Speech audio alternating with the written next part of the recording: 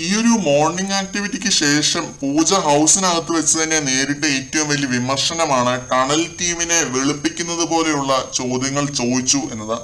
അങ്ങനെ എനിക്കും ഫീൽ ചെയ്തു കേട്ടോ. പക്ഷെ ഞാൻ കൂടുതലും ജാൻമോണിനെ വൈറ്റ് വാഷ് ചെയ്യുന്നതായിട്ടാണ് ഈ ഒരു മോർണിംഗ് ആക്ടിവിറ്റിയിൽ കണ്ടത്. ജാൻമോണി ശാപവാക്കുകൾ ഉപയോഗിക്കുന്നത് തെറ്റാണ് എന്ന് ജാനുവിനെ കൊണ്ട് തന്നെ സമ്മതിപ്പിച്ച് സോറി പറയിപ്പിച്ചു പൂജ. അവിടെ മാത്രം എനിക്ക് എന്തോ പോലെ തോന്നി, പൂജ എന്തിനാണ് ഇങ്ങനെ മെനക്കെടുന്നത് എന്നൊക്കെ എനിക്ക് തോന്നി. സ്വന്തമായിട്ടാണ് ഒരാൾ അവരുടെ തെറ്റുകളും കുറ്റങ്ങളും എല്ലാം അക്സെപ്റ്റ് ചെയ്യേണ്ടത്. അതിന് ജാനു ഇതുവരെ തയ്യാറായിട്ടില്ലായിരുന്നു. ലാലേട്ടന്റെ മുന്നിൽ വെച്ച് പോലും തെറ്റുകൾ അക്സെപ്റ്റ് ചെയ്യാത്ത ഒരാളാണ് ജാൻമണി.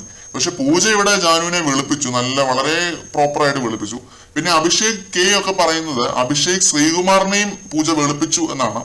ആദ്യം വലിയ ടോക്സിക് ആയിട്ട് വന്നിട്ട് പാത്രമൊക്കെ കഴുകുന്ന നല്ല പയ്യൻ എന്നൊരു ഇമേജ് ആയി എന്ന രീതിയിലാണ് പൂജ വെളുപ്പിച്ചതെന്നാണ് ഇവർ പറയുന്നത്. കാരണം ഇവര് ബെസ്റ്റ് ഫ്രണ്ട്സ് ആയതുകൊണ്ടായിരിക്കാം എന്നൊക്കെ പറയുന്നുണ്ട് നമ്മുടെ അഭിഷേക് കെ. പിന്നെ നോറയ്ക്കും ഈ ഒരു അഭിപ്രായമുണ്ട്, ടണൽ ടീമിനെ ഫുൾ വെളുപ്പിച്ച് വൈറ്റ് വാഷ് ചെയ്തു. ഇത്രയും വൃത്തികെട്ട ഇന്റർവ്യൂ ഞാൻ ലൈഫിൽ കണ്ടിട്ടില്ല എന്നാണ് നോറ ആ ഒരു വാഷ്റൂം ക്യാമറയുടെ മുന്നിൽ പറയുന്നത്.